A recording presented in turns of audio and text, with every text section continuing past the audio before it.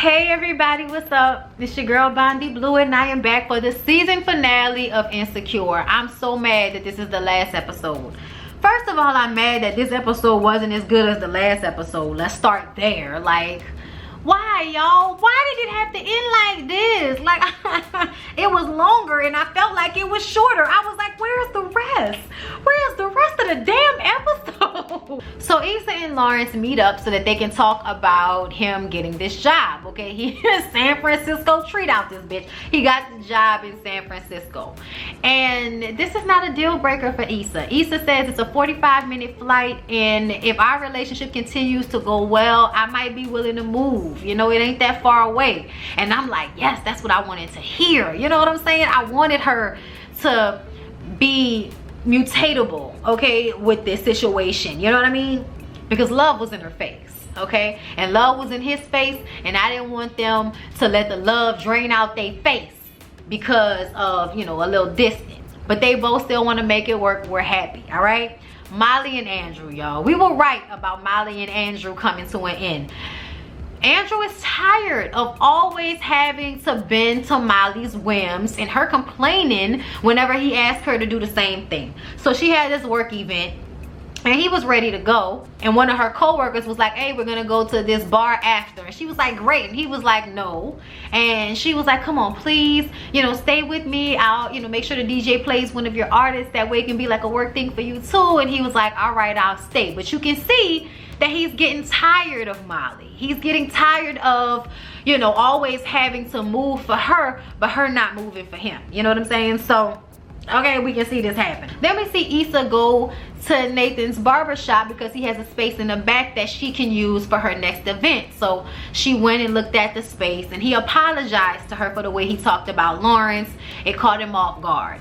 And, you know, she's like, I understand, but I just want to let you know that me and him are back together. And you can tell that Nathan is like, I'm cool with it, but I'ma still try. You know what I'm saying? You with this nigga, and I'm saying I'm chilling, but I might still try to steal you from this.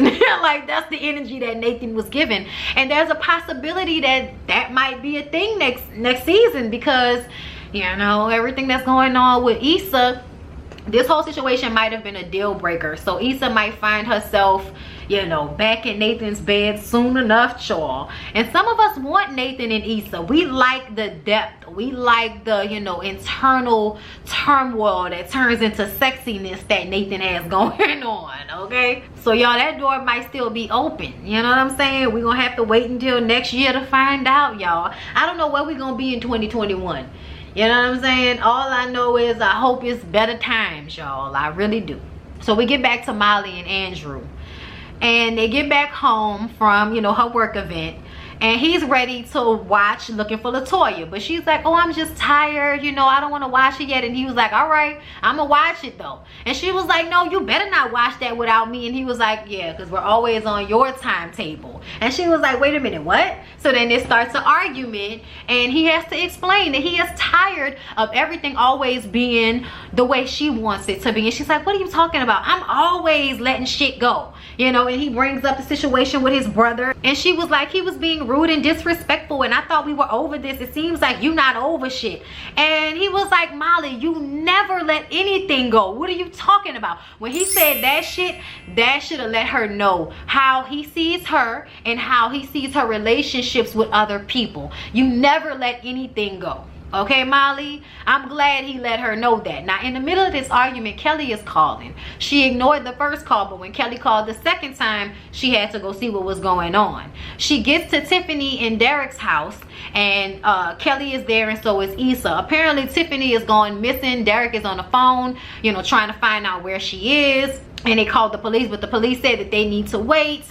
She said she needed some time for herself. She went to a hotel and she was supposed to come back in the morning, and she has not come back. So now everybody's worried. So they decide to go ahead and retrace Tiffany's steps. And the last place that they found out she went was a movie theater. So they go to the movie theater and they ask around. Shit between Molly and Issa is still awkward.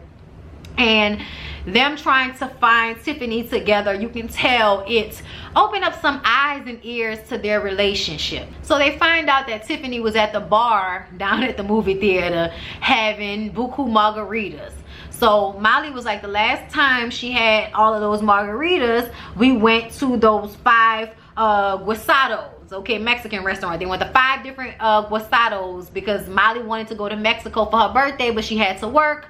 So Issa was like, oh, we'll just go to 5 different Mexican restaurants, and they just kind of reminisce. And I think it reminded Molly of how good of a friend Issa was to her. You know, she was always trying to bring the party to Molly, even when Molly was worrying about her career. And Molly likes to remember Issa as the gimme gimme girl. But there have been so many times where Issa has showed up for Molly in their friendship, and you can see the look on her face. And then Issa remembers, you know, the restaurant that's closest to them, the guisados that's closest. So they go to the guisados. They look at the security cameras, and they see that Tiffany was there. She ate, and then she left, and she went and got on a bus. So they get on the bus to retrace her steps, and they find out later on that she ended up going to the Sheraton Hotel. But while they were on the bus, Derek is like, I don't know what to do. I tried to help her with the baby, and she just always shut down, and I just don't know what to do. You know, I did the best I could. And Issa was like, bro, you gained sympathy weight. He was like, I gained 15 pounds. She was like, and you look good. Right? So she's trying to make him feel better, and Molly is listening to Issa talk to him, and she was like, look, we're all doing the best we can. And when she said that, it was like, yeah, Molly, everybody is just doing the best that they can in their life. Nobody is around here trying to fuck up. You know what I'm saying? It's just life is life, and nobody is perfect. So Kelly is on the phone, and some gay white dude is next to her, and he's like, you know, my inner black woman looks just like you. She was like, and my outer black woman wants you to shut the fuck up, okay? And he's like, everybody be quiet, she's on the phone. You know, just being an asshole, right? So when Kelly finds out that she's at the Sheraton, they had just passed the Sheraton. They asked the bus driver to stop and let them get out, but he won't stop until he gets to his next bus stop. Mind you, they're about to pull up at a red light. So Kelly was just like, fuck it. Kelly presses the button, and they all get off the bus. Well, the black bus driver calls the police on Kelly and them as they're trying to walk towards the Sheraton. Then the gay white guy and his, you know, white female friend get off the bus, and everybody's like, this woman harassed the bus driver. And she's like, I didn't harass him, but I will, okay? Because Kelly ain't got time for this shit. She is worrying about her friend, and they with the bullshit right now. First of all, that bus driver needed his little ass whipped, because what are you calling the cops for? You could have just went on about your day. And then one of the police officers put his hand on his gun, and everybody was like, bro, what the fuck is going on? You about to shoot me? You about to tase me? You can tase me. I've been tased before. I'll make it again. And they was like, but you peed on yourself, Kelly. Like, don't be talking about my pee right now. It was hilarious, okay? The cop was like, this ain't about to be me today. I'm not gonna be on the news with the mug shot. Everybody go home. The bus driver was like, go home. He was like, yeah, go home. And Kelly was like, fuck you, fuck you, fuck you. Thank you for your services, and I'm out. I was like, good, okay? I'm glad that went the way that went, because we did not need no police brutality in tonight's episode of Insecure. We just didn't. So they get to the hotel, and Derek goes up and knocks on the door, and she's like, who is it? And he's like, it's me. So she opens the door, y'all, and she just got out the shower, and her hair is all curly and everything. And you know, we're always seeing Tiffany with the straight hair and everything. So to see her dressed down like this, I think it was indicative of the headspace that she's in. She was like, I just didn't know what to do. She needed space for herself. She needed time for herself. The new mother shit, I'm sure she's going through postpartum. And Derek just hugs her. And you can see Molly and Issa and everybody like tearing up in the background, you know, watching them have this moment. And we're just glad we found her. And I'm mad that they didn't delve more into Tiffany's situation this season. But either way, Molly goes back to have this conversation with Andrew, and he's like, look, I'm glad you came back. I understand you had to deal with your friend, but this relationship is over. And she was like, no, I can try better. We can go to therapy. We can do this, we can do that. Like, she's begging to keep the relationship. And he's like, what are you fighting for exactly? Like, is this how you want this to go? And she tears up, and y'all, they give us that shot where her face is in the bottom corner of the screen, which is so Queen Sugar. Like, Queen Sugar is good for that shot. I love that shot. But anyway, so she cries and tears up, and the relationship is over. Andrew said, I've been feeling this way for a while, and I'm just tired. Like, it's over, okay? And she cries and everything. And then we see, y'all, we see Lawrence going over to Issa's to tell her that he met up with Condola, and Condola told him that she's pregnant and she's keeping the baby. And we get to see that conversation between Lawrence and Condola at the same time as we're seeing Issa digest this information.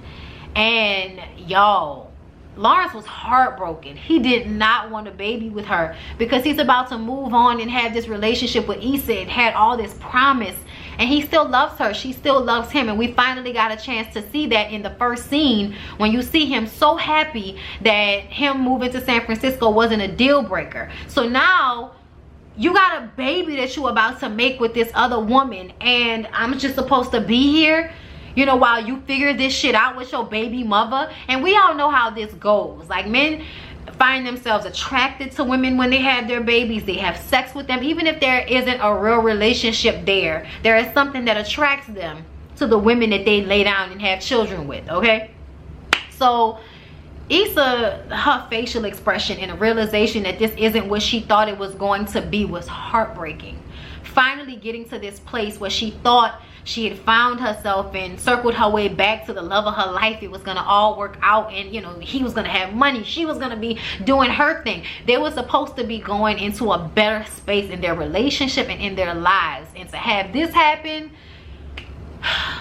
so unfortunate. And I'm upset because I was like, didn't Condola say she didn't even want to have a baby with that man that she was married to? And now you want to keep the baby with a nigga that you ain't even in a relationship with? I mean, it just makes you so upset. It makes you so upset, y'all. I was so mad. I was so mad on Issa's behalf. So after Lawrence left, you know, because we don't know, she just said it's a lot. That's all she could say. So she went on the balcony and smoked her joint, child, and you know, then we see that she and Molly met up later. And it seems as if the relationship between Molly and Issa may not necessarily be over, because now they're in a place where they need each other. You know, Issa was supposed to be moving on and Molly was supposed to be moving on with Andrew, and now that both of those relationships have blew the hell up, and you know, they're both respective ways, they find themselves needing one another again. And I think this is what proves that their relationship is not a fly-by-night relationship and not a friendship that is only for some time, you know. I hope that's what it is, because we didn't get to see more after that. They went back to that Ethiopian restaurant that they were at, you know, when Molly was sitting in there, and y'all the lint from this cover. And Issa, you know, just decided not to have that conversation with her at that time. And now they're actually sitting down to have the conversation, and we didn't get to see it. And now we gotta wait a whole year to find out what's gonna happen. Y'all, I'm so mad. I'm so mad. I didn't want this for them. Oh Lord. But can I tell y'all that even though, like, I'm so upset at Condola looked amazing. Condola was in all white, and when Condola told him, you can be as a part of this child's life as you want to be, I'm good either way, I was like, ooh, Condola. Like, I loved it. I ain't gonna lie. I was mad at her, but I loved her at the same time, because that's a woman who has decided, I'm doing something, and you can fuck with it or you cannot fuck with it, but I'm doing what I'm gonna do. But the thing is, I understood how Lawrence felt, you know, because it's like, bitch, I don't want a baby with you. Why do you want to have a baby with somebody that don't want a baby with you? But, you know, for women, we don't have the luxury of saying that, oh, I don't want this one, I'll have another one. You know, especially when you get into your early 30s. Nobody has time for that shit. You get pregnant, you keeping the fucking baby, regardless to whether the circumstances are ones you wanted or not, okay? So I understood both of them. And, you know, to see him, like, just be so upset about it, y'all, child. It was a lot. It was a lot. Condola, you did it to yourself though, bitch. Like, I almost feel like you purposefully got pregnant by him. And now, you know, it was before Issa and Lawrence got back together, thank God. Because I almost was like, bitch, did you get pregnant on purpose?